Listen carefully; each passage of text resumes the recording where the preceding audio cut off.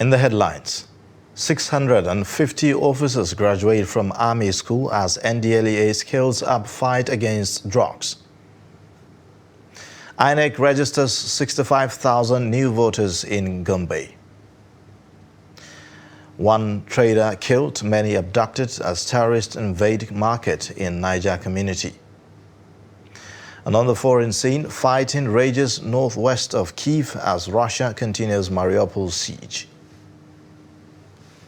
Hello and welcome to Trust News Update. I am Ayuba. Thank you for joining us.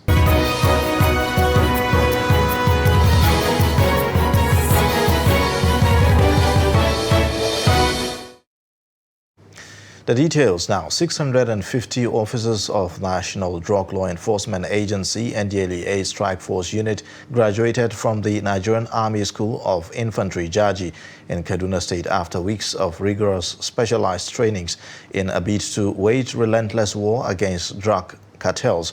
Speaking at the ceremony, Chairman and Chief Executive Officer of the NDLEA, Buba Marwa, told the graduating strike force operatives to be mindful of their professional career in the agency. He said the specialized training and skill acquired thereof will no doubt enhance their competence in the special role in the war against illicit drugs. While about 600 strike force operatives participated in special warfare training, 50 others had all arms drills training. The Independent National Electoral Commission (INEC) says it has so far registered 65,201 new voters in Gombe State. The commission will suspend its continuous voter registration exercise in July. This comes as the electoral umpire strategizes to coordinate voters' distribution in the newly created 770 polling units across the state. Ibrahim Ismail reports. Ahead of July 2022 deadline for the closure of continuous voter registration exercise by the Independent National Electoral Commission (INEC), residents of Gombe are up to the task as they create time to register to enable them participate in the 2023 general elections.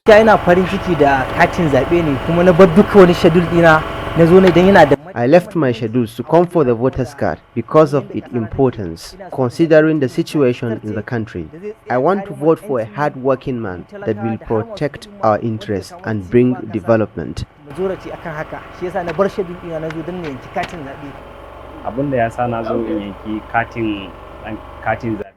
I came to register for voters card because of patriotism to vote in the upcoming election. I want to vote for a good leader who can bring development.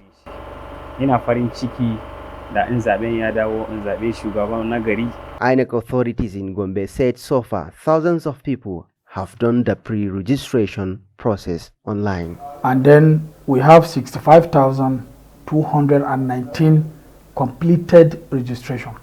We are still encouraging people that those who have not registered, they should come out and register more. We are still expecting Nigerians, those that have not registered before, to come out and register.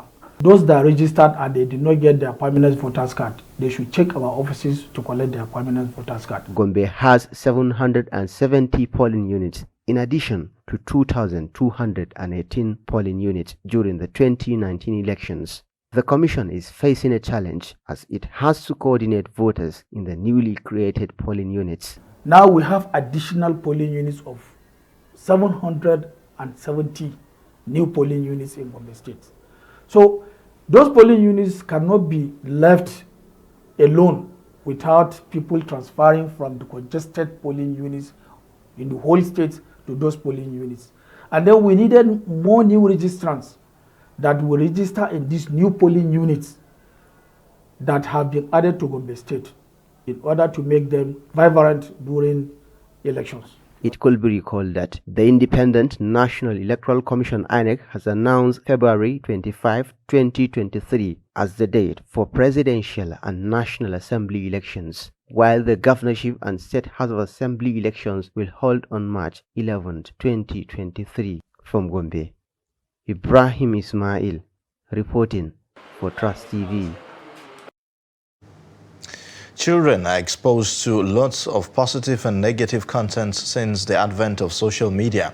Reading culture is fast eroding among pupils thanks to more time they now spend on social media. In this report, Abubakar Abdullahi speaks to some parents in Lafia on how they cope with the influence of social media on their kids. Social media exists with a lot of information that can expose and change the behavior of children from positive to negative and vice versa if proper monitoring is not given by the parents. Hence the need for the parents to know what their children are doing using the social media by monitoring their activities. This parent says at particular age, kids should be allowed to use social media.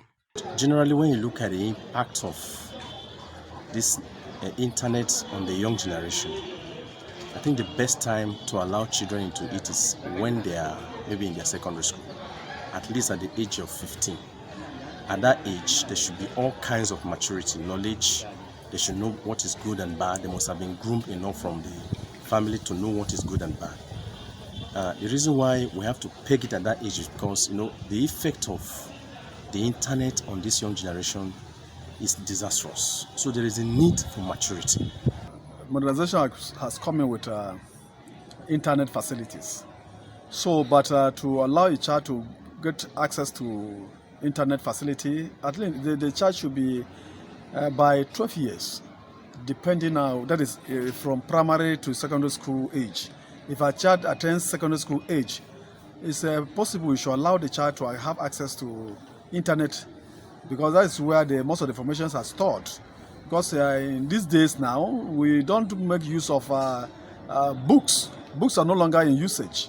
Most of the textbooks available and children are not ready to read, so they prefer to go into internet. So when it is 12 years, I think it is advisable to allow a child to go there, but you should monitor that child strictly.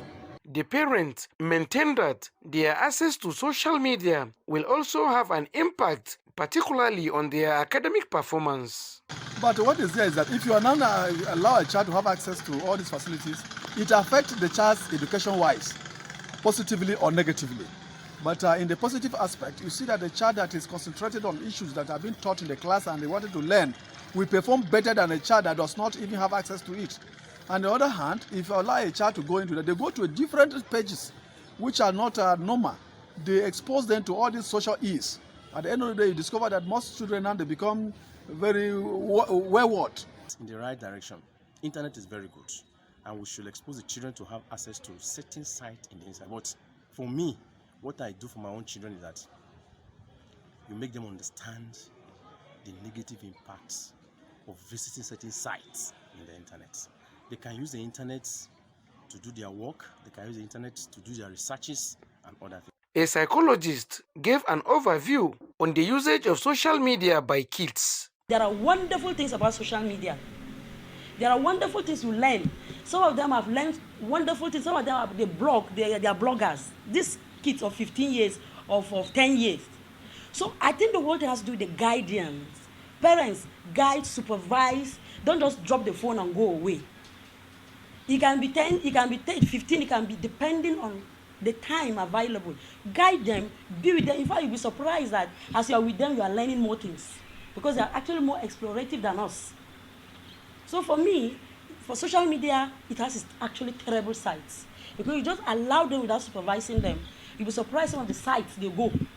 And you'll be sitting in your house, you think you know the child, you don't really know anything about the child. Because what the child knows, you will shock the day you know. That's what I'm saying. The effect can be positive or negative, depending on the training. If a parent, if the trainer make the child understand and inculcate that this phone is for me to research and transform myself positively, the child will go that way with supervision. The role of parents on monitoring the activities of their kids on social media will go a long way in not only shaping them, but also correct the negative tendency in the society. Abubakar Abdullahi, Trust TV News, Lafia. Now, 12 people are feared dead in a road accident which occurred on Ilorin-Ogbomosho Road on Saturday.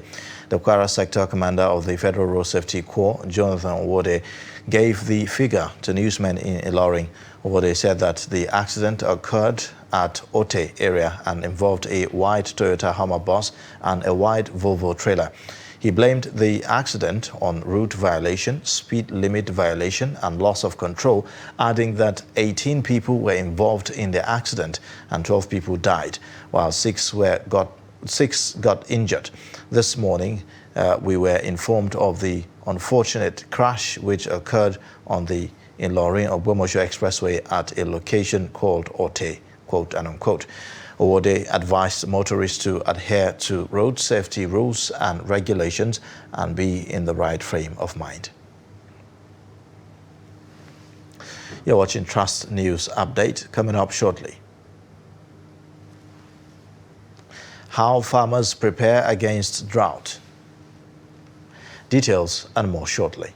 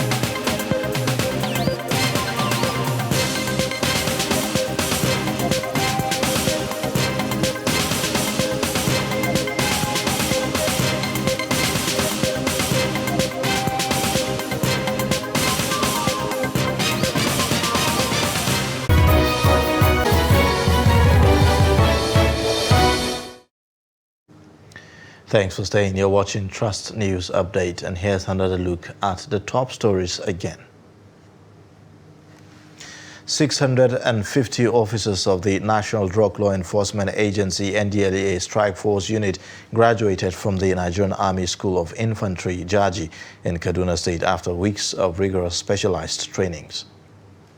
Plus, Independent National Electoral Commission INEC says it has so far registered 65,219 new voters in Gombe State. Now, moving on to health matters, Nigeria has recorded 51 cases of COVID-19 across the country. The Nigeria Center for Disease Control said the new cases were lodged in 4 states and the Federal Capital Territory. Data from the agency showed that 9 persons were discharged after they recovered from the infection. Meanwhile, no death recorded on Friday. Nigeria now has a total of 254,945 cases, 249,335 recoveries, and 3,142 deaths in the 36 states and the FCT. Now, against the backdrop of predicted shortage of rainfall in northern states this year, farmers have been told to use drought-tolerant crops variety to mitigate the impact of long dry spell expected in June. Executive Director, Institute of Agricultural Research, Ahmadu Bello University, Zaria, Professor Mohammed Isiaku, gave the advice in an interview with Trust TV. Nigerian Meteorological Agency NIMET had in its seasonal climate prediction hinted that farmers should expect normal rains in 2022. It, however, predicted long dry spells and shortage of rainfall in far northern states. Yisheu Yao has been a practicing farmer for over 60 years. He said these predictions are not new to them. Yao said he always advises farmers to plant early and, in addition to fertilizers, add manures on land to help it retain moisture for a long while. We have been hearing these kinds of predictions for long. We used to prepare for this. Oftentimes we procure local manure, but these days we abandon our old ways. Technological advances have set in, bringing varieties of crops that can withstand harsh weathers, but farmers must prepare. We know all this when we are growing groundnuts and the likes. When farmers prepare, God will help us to overcome the calamity of drought. We take advice from extension workers, and farmers should heed to these advices. For Executive Director, Institute of Agricultural Research, Professor Mohammed Isiaku, farmers should procure drought-resistant variety of crops against such long dry spells. We participated very actively in the said prediction announcement by the agency, during which we took note of the issues that you raised. There is going to be a possibility of early onset of rainfall, in late onset of rainfall for most of the northern states except for Kaduna State. Kaduna State is expected to start experiencing rainfall relatively earlier than normal. Earlier than normal means we may expect rain to start around May in Kaduna State, but many other northern states the rainfall is expected to start and stabilize only when we get into June. So the drought you are alluding to is not only in June, but they have also predicted the onset of drought between August and September. So our advice to our farmers, and for this purpose we have also established a strong linkage with farmer groups, those that we work with, to intimate them on the current developments in weather changes, as it is going to affect their production activities. Isiaku also advises government to protect local farmers by banning food importation into the country. As always, advise government to ensure that our agricultural market is optimally protected to provide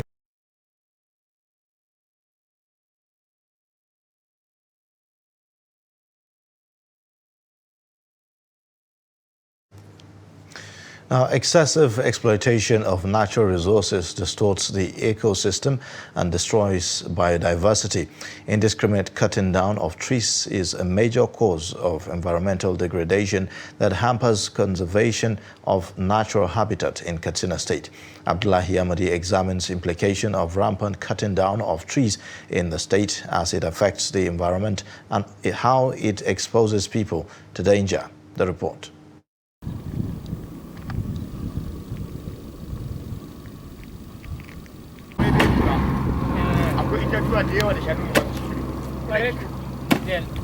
From Jibia, Keita, Mai Adua, Daura, Zango and other local government areas of Katsina State bordering Niger Republic, one can easily see the manifestation of environmental degradation ranging from the soil erosion, desertification and harsh weather condition.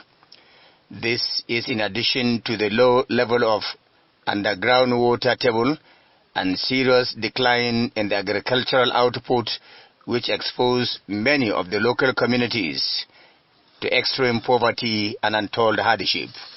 Most of those engaged in the bad practice of cutting down of trees are doing so for economic gains to complement their means of livelihood, regardless of the consequences their action may have on them and the generations yet unborn. I don't have any job to do. I cut down trees for sale as a last resort.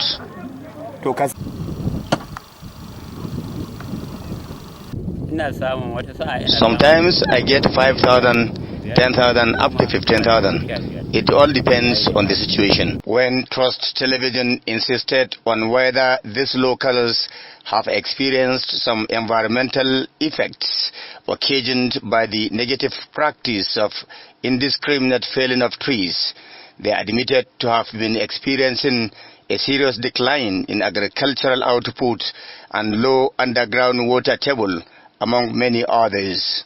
A decade ago, this community used hands in digging wells, and a few meters down, they get enough underground water.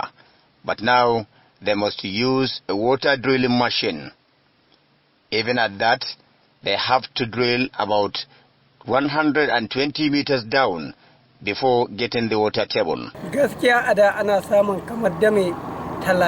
farmland that can give a yield of 50 bags of grains a decade ago can only give 7 to 15 bags now. there is a serious decline. If that is one of the major consequences of cutting down of trees, it means we're in trouble. Most of the vegetation covers here have been destroyed. Farmlands have been devastated, exposing the entire environment to so many hazards.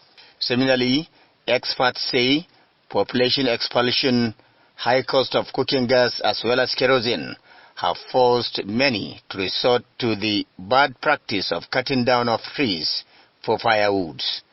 This prompted the need for the federal and state governments to provide an alternative means of energy such as cooking gas and kerosene at an accessible and affordable price to Nigerians if the much talked about campaign to mitigate climate change and other environmental hazards are taken with seriousness.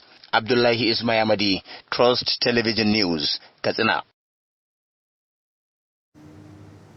Now, Bauchi State government is among 19 northern states, including the Federal Capital Territory, Abuja, to benefit from the World Bank's $700 million intervention program on agroclimatic resilience in semi-arid landscape in the country.